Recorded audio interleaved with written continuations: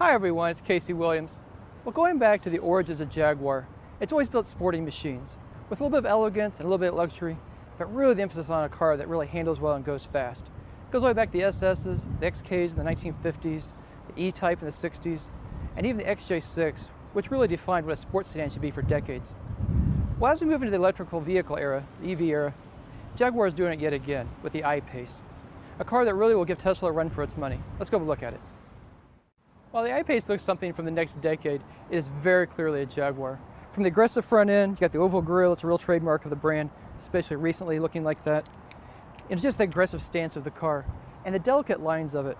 You know, it really starts with these creases and the curves in the front, the way they just kind of wrap over the 20-inch wheels. It's just a very beautiful car. You come around the side and you get more of a crossover profile.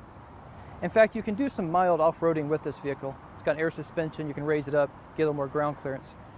But again, I think it looks pretty good. And it just connects it to other Jaguars throughout the years. This line back here just kind of gives it the haunches of a cat. I think it looks very nice. Retracting door handles. Disappear. Again, I think it just keeps a really smooth look, looks very nice. Come around the back, high deck, spoiler.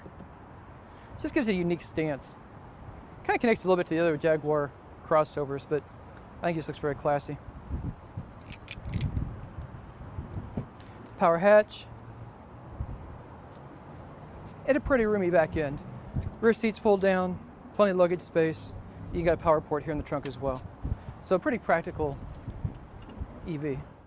I really like what Jaguar did with the interior, and I think compared to some other EVs, I think it shows a real sense of maturity that they're able to get all the technology in this vehicle, and yet it still feels like a classic luxury car, and it all just works together so well. And it really starts with the Windsor leather seats. Just feel very expensive, very nice. They're heated, steering wheel's heated, nice thick leather wrapped steering wheel. And some real wood. There's real ash wood on the dash, on the doors, and just looks really classy and really connects to traditional Jaguars as well. A lot of the aluminum look finishes on the dash as well.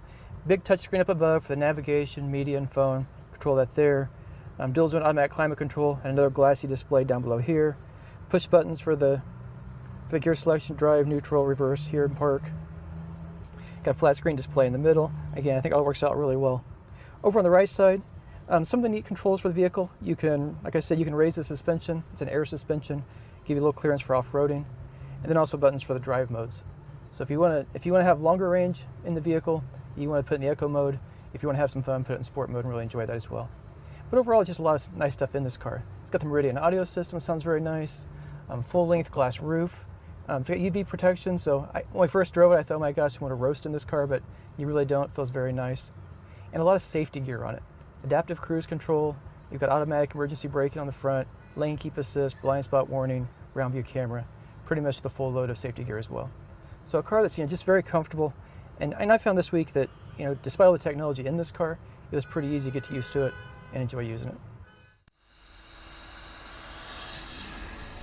Well, one of the most enjoyable parts about an electric car is instantaneous right now acceleration. It's just quiet, smooth, just kicks you in the seat and takes off.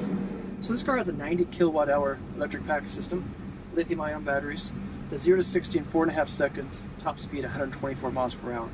So it's pretty good kick in the pants when you step on the pedal. And the next question everybody's going to ask is range. Well, Jaguar claims a 234 mile range fully charged with this car. To fully charge this car, you've got several ways you can do it. You can do it with a home charger, 230 volt home charger, and that'll take you about 10 hours, sorry. So you plug it in, you get home, car's ready to go in the morning. You can also do it on a commercial charger. That'll get you about 80% capacity in about 40 minutes, 30 to 40 minutes. So that's probably the way that a lot of people want to charge it. Home charge is pretty convenient overnight. I'll tell you the one way you absolutely do not want to charge this car, and that's what I had to do this week, is plug it in to your home plug. It'll do it, but it'll take it about 60 hours to get you from 30% to 100%. Again, very slow. Fortunately, it was Memorial Day weekend. I can plug it in, let it sit there for a while. But you'll definitely want to get a home charger, a commercial charger for home, if you buy this car. But driving is just a delight. Like I said, it's got the drive modes. You can change it from Eco to Sport, Eco to save battery, Sport to really step on it and get the power instantaneously. You can raise the suspension for off-roading. It's got an air suspension. Again, you're not going to climb over rocks with it, but if you want to get to a fishing spot or if you need to get through snow, the car's certainly capable of doing that. All the safety gear on the car. And the way you really want to drive this car, it's got regenerative braking. So you let off the throttle and it'll just pull itself right down really quickly. And that's mostly how you want to drive it. It's the best way to get more energy back into the battery pack when you're driving, and a real efficient way of doing it. And it's also just really easy. You just kind of put your left foot over on the dead pedal and use your right foot and just kind of drive the car very gently through traffic. But you get 4 people in here, get all your luggage in it, go for a nice drive. But if you're going to drive very far, make sure you have a charging plan. Because I live in Indiana, this is not Los Angeles, and it's very possible you can get somewhere, plug the car in, and eat it for days on end if you're not careful. So just plan carefully.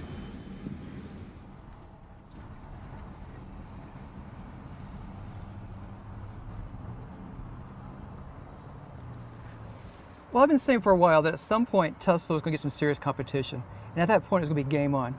I assumed it was going to be the Germans, and they've got their cars coming, but I think Jaguar has really stepped out with a real game changer, at least for Jaguar and probably for the EV segment. It's a car that's fun to drive, it's very luxurious, and every inch of it looks like a Jaguar, although it's a Jaguar, for the next decade. Well, let's talk about pricing. It starts at $69,500.